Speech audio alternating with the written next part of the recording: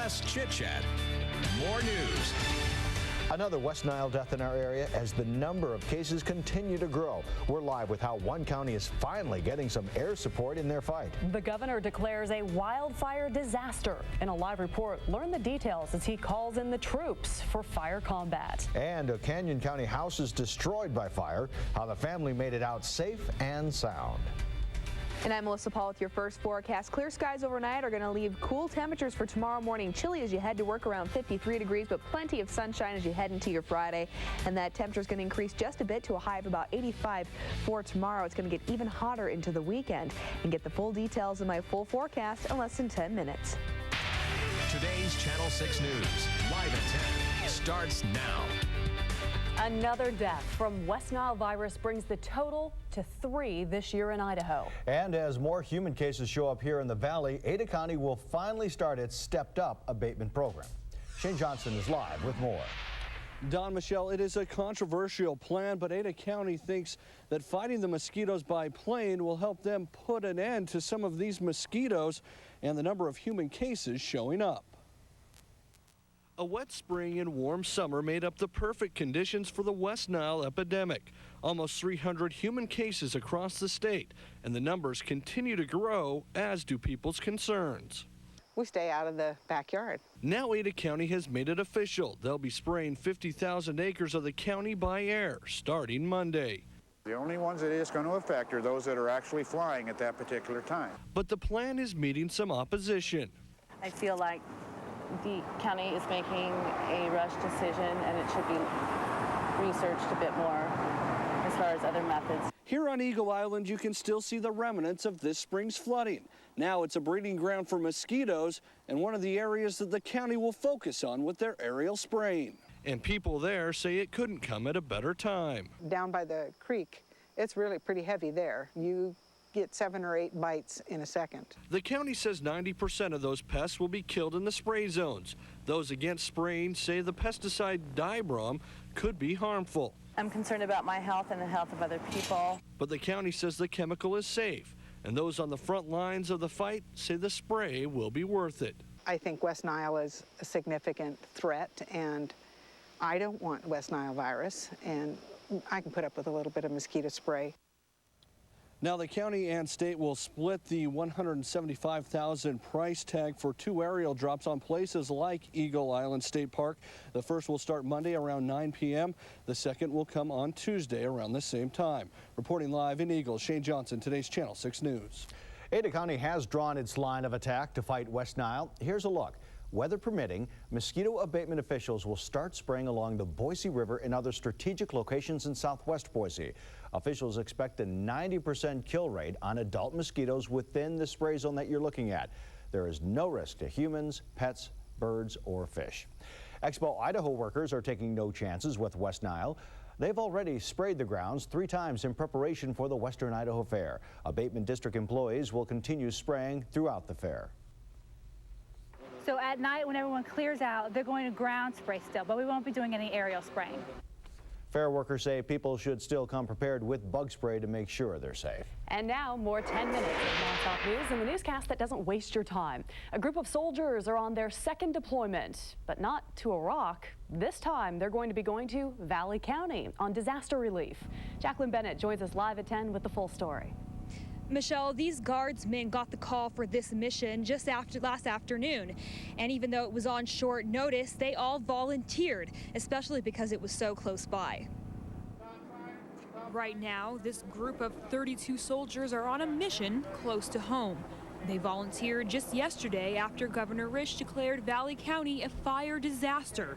And they're already at the scene. You have to imagine that at 3 o'clock when I tasked my staff to start calling for soldiers, and it's not just 2116 ARS soldiers. We actually got soldiers that volunteer throughout the entire brigade. Which makes this commanding officer proud. I'm just grateful that soldiers are so willing to volunteer for, right now they don't know when it's going to end. And they're willing to go anyway. The troops are set to be back here at Gowan Field in a week, but if the fire is severe enough, more troops could be sent out. It depends. They're not sure if they're going to be a week to 2 weeks. They may extend it even longer. But the troops really don't mind. We've asked for volunteers for longer. We've had several volunteers for that. And most are excited to help fellow Idahoans. They're more than willing to go anywhere in the world to serve their country, but if we can serve Idaho, it's a special pleasure for us to be able to do that. The troops will be setting up and manning what's called TCPs, or traffic control points.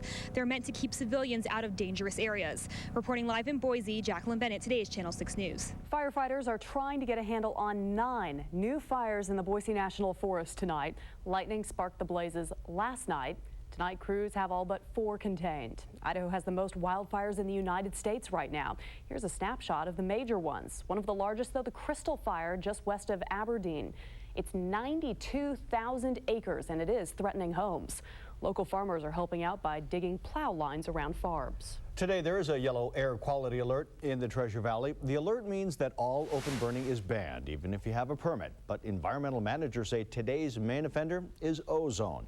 You can do a lot to reduce ozone by filling your gas tank or mowing your lawn in the evening and limiting your driving. A family is safe but homeless tonight. This is what's left of their home near Parma after a fire quickly ravaged it.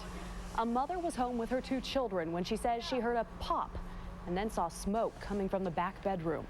Investigators are still trying to figure out how the fire started. Nampa police say they've arrested a man who've held them at bay for hours. The standoff happened at around 9 last night. Eventually, a SWAT team busted into John Hughes' house and arrested him. Police say Hughes attacked a woman and used a firearm. He's charged with aggravated assault and domestic battery. Police in Payette County discover a small plot of marijuana growing in a cornfield. These are some of the plants that officers found off of Highway 30 in New Plymouth. Police got an anonymous tip about the grow, and they sent a plane up to find it. Investigators say the plants would have yielded about 2 pounds of marijuana. No arrests have been made. A new man will oversee Idaho's roads. ITD Director David Eckern retired. Governor Jim Risch has appointed Dwight Bauer to serve as interim director. My direction to Dwight is the exact same direction that I gave to Frank, and that is make it work. And now we've matured that a little bit and said move it forward. Bauer already spent 10 years as ITD's director. He retired in 2003. No word on when Risch will name a permanent replacement. Boise's mayor says he has no problem with letting people decide the fate of the 10 Commandments monument. This week, the Idaho Supreme Court ruled that a petition calling the 10 Commandments display in Boise's Julia Davis Park should go to the voters. I asked Dave Beater about the criticism he's taken at the hands of the Keep the Commandments coalition. And you've heard all the rhetoric where you're insensitive to their needs, to the coalition's needs of the 10 Commandments. That's got to hurt a little bit, doesn't it? Well, of course, Don. I'm a religious person. I was brought up in a very religious household, attended religious school most of my life. So it's, you know, these commandments and what they represent are awfully important to me personally. You can catch my entire interview with Boise Mayor Dave Beater this weekend on Newsmakers. It airs at 8 o'clock Sunday morning right here on today's Channel 6. And now, Melissa Paul with your first full forecast. A pleasant day today and a pleasant day tomorrow as you wrap up the last work day of your work week. We have 85 degrees, so a few degrees warmer tomorrow. Those breezy conditions today are actually going to die down to a nice light wind, and we're going to have plenty of sunshine. Temperatures are really going to start to increase as we go into Saturday. That ridge is going to set up over the northwest. We're going to be at average on Saturday, and then we're going to be just slightly above average on Sunday, and then getting pretty warm on Monday. But nice and dry as that low, which was supporting all those thunderstorms across the northwest, has finally moved east. That lingering moisture that we saw today over the west central and central mountains has also pushed east as well. So we now have clear skies opening up tonight. It's really going to allow those temperatures to drop tonight.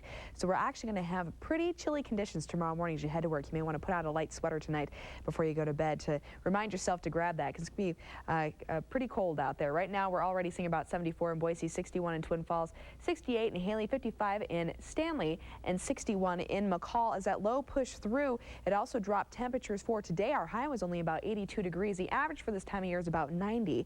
And tomorrow we're going to bump This 82 up to maybe about 85, so 3 degrees warmer tomorrow than today, and plenty of sunshine. It's going to be a great Friday as you kick off your weekend. Maybe having some outdoor plans, perfect for maybe a picnic, going for a nice walk, maybe hitting the foothills. We have a light wind of about 10 to 15 miles per hour, high of around 85 in Boise and 88 in Mount Home. Even the mountains are getting a nice break from all that active weather that we have been seeing. Plenty of sunshine, warm temperatures, a very comfortable day in McCall tomorrow, around 75 degrees, 77 in Cascade with 82 in Idaho City. And over in the Central Mountains, we're looking at both 79 in Stanley and Sun Valley and 78 in Fairfield. Down the Magic Valley, breezy conditions today, not so much tomorrow. It's going to be some nice light winds. Temperatures not too hot, not too cold. If you ask me, a great day to get in some rounds of golf. Definitely go out and hit that green. 79 in Gooding, 82 in Shoshone, 81 in Burley, and 80 in Twin Falls. Here's a look at that extended forecast for you. One more time, looking at a great day tomorrow for your Friday. Plenty of sunshine, 85 degrees, returning to normal on Saturday, and then rising once again to above average as we go into Sunday and the beginning of your work week. We have a slight chance of some thunderstorms possibly Tuesday into Wednesday, but right now it's a little too early to tell. Some models are picking up on it. Others are saying not so much, but what we are looking at is a nice dry weekend ahead of us as that ridge sets up over the area, and we're going to have warming conditions and just great opportunity to get outside and enjoy those cooler temperatures tomorrow, and then the nice average temperatures on Saturday. It's looking good. And hopefully not 100 on Tuesday. Or on Monday, yes, Monday. Yeah. Hopefully not 100. Right now we're looking at about the upper 90s, so we'll keep an eye on that. Thanks, Melissa. School is coming up soon, very soon, but some kids are having trouble getting all the supplies they need. That's where 100.3 The X comes in. The Journal radio station is holding an annual school supply drive for Homeward Bound, a homeless services program. The event runs from 10 until 6 tomorrow at the Kmart on Fairview and 5 Mile. Be sure to stop by, drop off some much-needed school supplies. Great idea. An American school teacher confesses to killing JonBenet Ramsey. Next on today's Channel 6 News Live at 10, for the first time, hear from the accused killer and learn why his confession is raising even more questions about the decade-old murder. English police find new explosive evidence linking Al-Qaeda to a plot to bomb American airliners. We'll explain when today's Channel 6 News Live at 10 continues. You're watching the newscast named Best in Idaho by the Idaho Press Club and the Idaho State Broadcasters Association with Don Nelson, Michelle Edmonds, meteorologist Scott Dorval, and Joe Hughes with sports. This is today's Channel 6 News Live at 10.